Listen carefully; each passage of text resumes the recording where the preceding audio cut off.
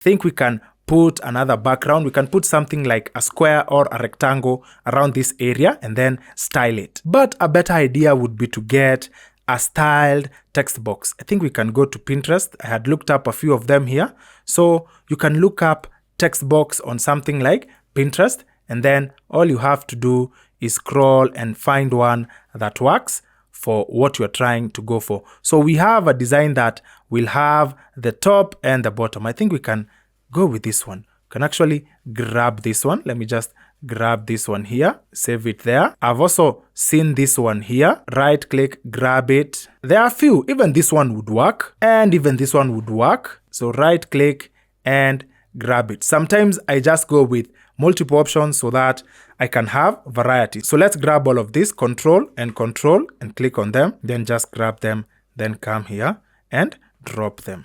Let me start with this one. Let's see. So let's just drop this one a little bit. Let's drag it underneath our layers. Let's just drag it. Let's just drop it. Ooh, I think this one might be our best option. Let's see. It might actually be a very good option for us. Let me reduce its size slightly. And for this one, you do not have to go with the proportions per se as they were. So we want to just have it here to fit those two words. And I think it's working very well. So we have it there.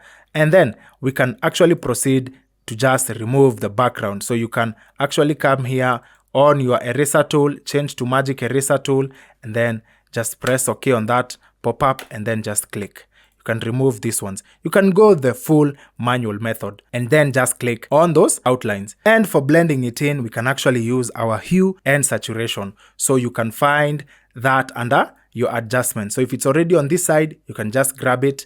If you do not have it, you can move to window, under adjustments, go to hue and saturation, and then this is definitely red. We are changing that red, and you can just push it to the extreme to see what changes you are getting. It is affecting our host here, so all we have to do here is clip it. And we can just start by moving this around. So this is a good test to see if you can remember how you can use hue and saturation. You can start by a color that looks very close to whatever we have here.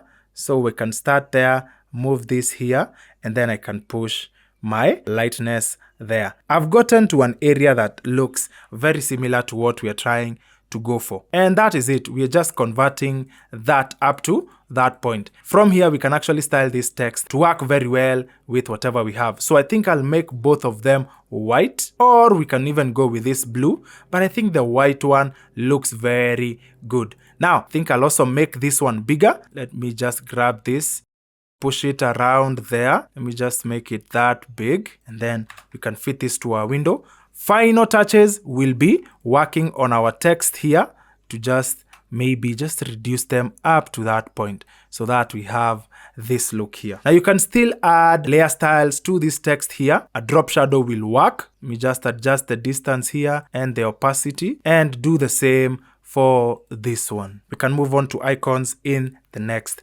video. I'll see you in the next video.